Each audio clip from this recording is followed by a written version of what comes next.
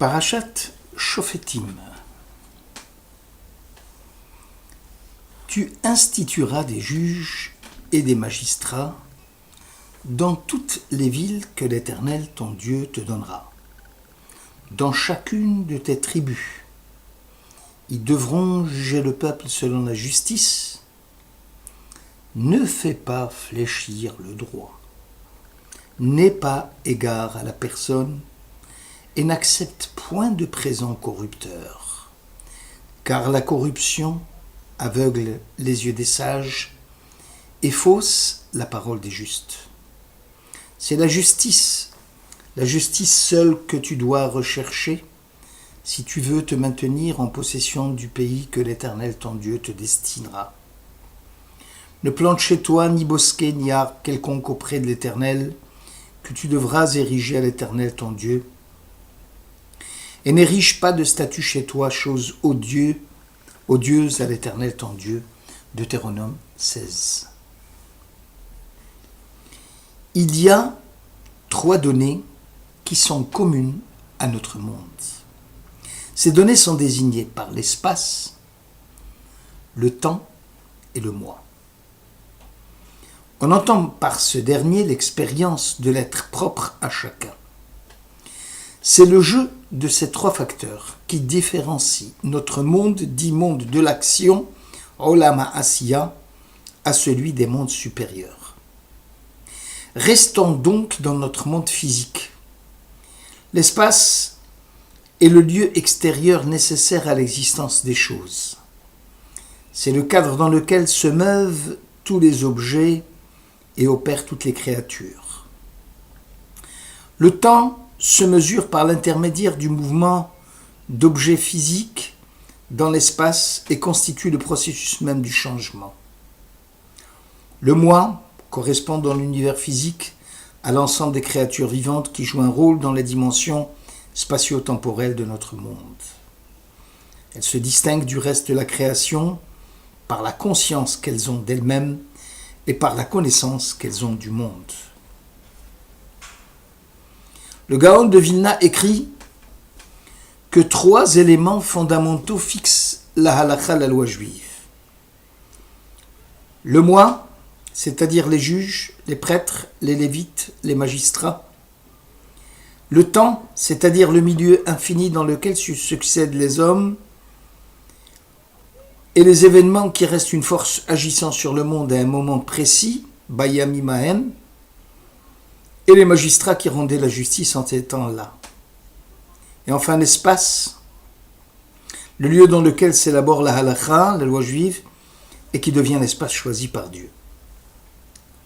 Chaque homme, selon la situation du pays dans lequel il vit, selon les modalités de sa propre expérience, subit une influence quant à son approche de la Torah.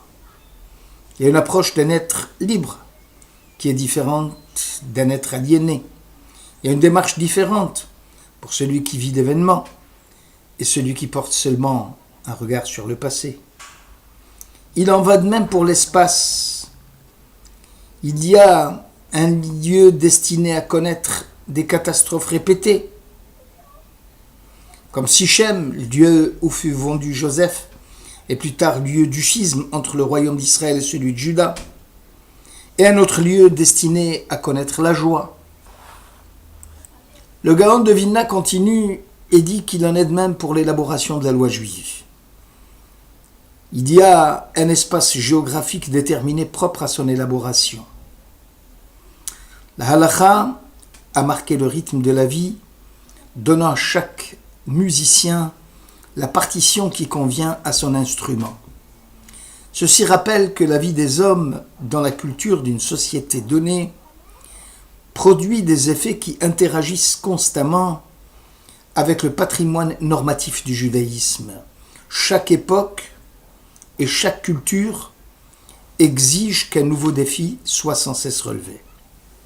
L'impératif premier est de conjuguer ce que les anciens nous ont transmis avec ce que nous sommes aujourd'hui dans nos conditions sociales, culturelles et politiques locales. Le traité Sanhedrin dans Yerushalmi chapitre 4. Rabbi Yannai disait: si la loi avait été donnée d'une façon immuable, sans le débat talmudique, le monde n'aurait pas pu tenir. Que signifie, dit-il, Dieu parla à Moïse. Ce dernier s'exclama, maître de l'univers, enseigne-moi la halakha, la loi juive. Dieu répondit, c'est la loi de la majorité qui l'emporte. Ceci afin que la loi soit interprétée de 49 manières pour dire qu'un élément est pur et de 49 autres manières pour dire qu'un élément est impur. La vertu cardinale de l'homme de la halakha, de celui qui prétend décider non seulement pour lui-même, mais surtout pour les autres. Ce que doit être la loi, les formes actuelles que doit épouser l'engagement religieux. Outre évidemment un savoir, une compétence éprouvée, les décisionnaires doivent aussi tenir compte des divergences, des réalités culturelles et sociales qui doivent présider aux prises de leurs décisions. La confiance dans le sérieux et la sagesse des décisionnaires repose sur rien d'autre que sur la capacité à énoncer les lois, à démontrer le bien fondé des règles qui doivent être appliquées. Sans la démonstration rigoureuse, sans ce travail de clarification visant à emporter la conviction de ceux qui veulent porter le joug de la Torah, les décisions rabbiniques ne peuvent apparaître que comme des choix arbitraires et tendancieux. L'explication ou l'interprétation de la loi est fonction des trois composantes précitées: les générations, le temps, l'espace. Peut-on avancer que toutes les lois de la Torah sont soumises à la compréhension des sages de la génération? Bien évidemment que la réponse ne peut être que négative. La Torah écrite ne peut subir aucune modification. La loi orale est composée de lois fixes données à Moïse sur le mont Sinaï et les règles herméneutiques qui permettent de déduire de nouvelles lois à partir du contenu existant. Certes, il y a des divergences d'opinion, d'où la multiplicité des interprétations qui peuvent apparaître seulement comme étant des polémiques. Maïmonide écrit dans Ilchot Mamrim: si un premier tribunal rabbinique a fixé la loi selon les règles herméneutiques d'interprétation, voilà qu'un autre Sanhedrin, un autre tribunal rabbinique qui est venu après le premier et qui est de moindre importance en sagesse et en nombre d'élèves, et qui pourtant arrive à invalider le raisonnement du premier tribunal rabbinique et à l'infirmer, aboutissant ainsi à des conclusions différentes de celles de leurs prédécesseurs. C'est la seconde élaboration de la loi qui s'impose à tout Israël, car les grands de la Torah et eux seuls peuvent fixer la loi. Ainsi, le judaïsme et sa tradition accordent une légitimité au pluralisme du débat rabbinique et à l'innovation. Le sens littéral du mot halakha signifie démarche. L'halakha est d'abord un système juridique, une grille de lecture à travers laquelle les décisions légales sont prises par les rabbins. Le décisionnaire est considéré comme un partenaire de Dieu dans l'élaboration de la loi. Il lui incombe donc de déterminer la norme fidèle à la parole de Dieu. Maïmonide écrit encore: si un tribunal rabbinique estime nécessaire de suspendre temporairement une injonction, commandement positif de la Torah, ou de permettre la transgression d'un interdit de la Torah, commandement négatif, dans le but de ramener de nombreux juifs à la tradition ou de les sauver de la perdition, les empêchant de verser dans d'autres pratiques, il fera ce que la gravité de l'heure exige de lui. De même qu'un chirurgien doit parfois amputer un bras ou une jambe afin de sauver une vie, il arrive de temps à autre qu'un tribunal rabbinique ordonne de transgresser certains commandements temporairement afin de maintenir la vitalité de l'ensemble des commandements. Voilà l'ampleur de la latitude dont les décisionnaires ont disposé au cours de l'histoire et de la lourde responsabilité qui a toujours été la leur, qui est habilité à interpréter la loi. Le traité Sanhédrin, dans le Yerushalmi, chapitre 1, énonce « Tout celui qui était sage en Torah, humble, généreux, ayant bon cœur, ayant des moyens financiers, siégeant dans le tribunal rabbinique, du mont du Temple. Ce sont les décisionnaires reconnus comme tels par chaque génération qui ont la prérogative d'interpréter la halakha et eux seuls. Tu iras trouver le juge qui siégera à cette époque. À chaque génération ses commentateurs et à chaque génération ses sages, nous dit le traité Avodah Zarah 5.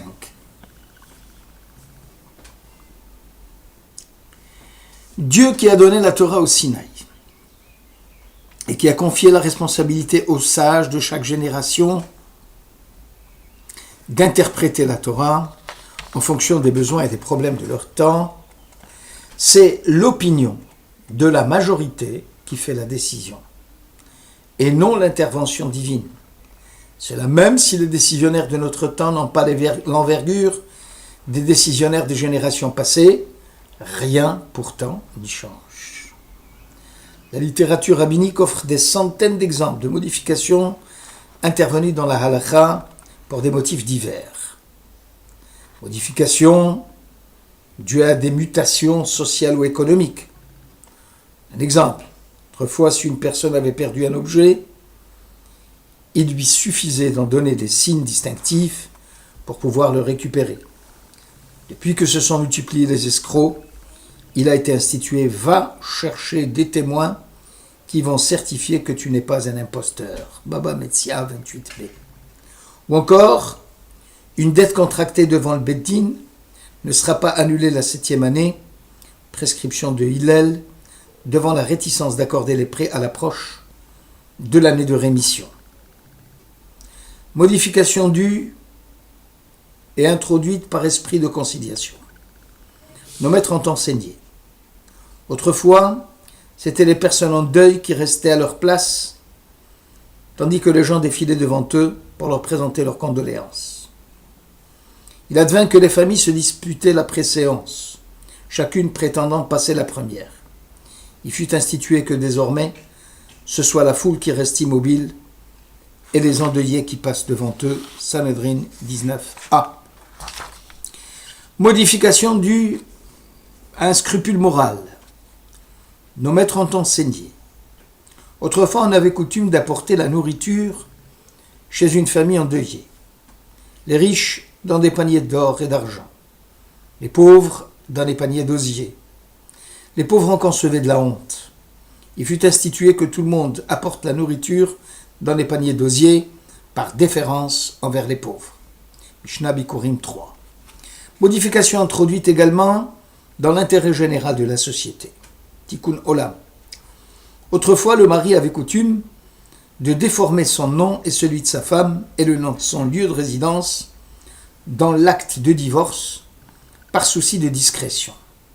Rabbi Gamliel institua d'écrire clairement son nom usuel et tous les autres noms par lesquels il était connu dans l'intérêt général pour éviter qu'on l'accuse de n'être pas dûment divorcé. Mishnah Gittin 4.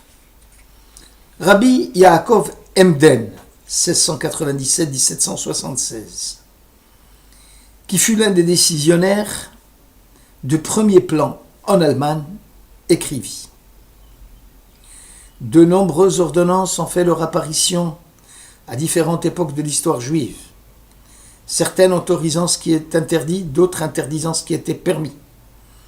Aussi, il est clair, comme le soleil, que les normes de la tradition dépendent de l'époque, des circonstances, de la situation particulière du peuple à chaque époque. Elles n'ont pas été établies tout en même temps pour former un tableau achevé et immuable. Elles sont au contraire sujettes à des ajouts et à des modifications au gré des fluctuations des temps. Ce parcours, à travers les sources talmudiques, autorise à conclure que la prospérité spirituelle du peuple d'Israël doit se faire dans le double souci du pluralisme et de l'unité, ce qui signifie le respect du droit à la différence, le devoir moral du dialogue entre les diverses factions dans la recherche du consensus maximal.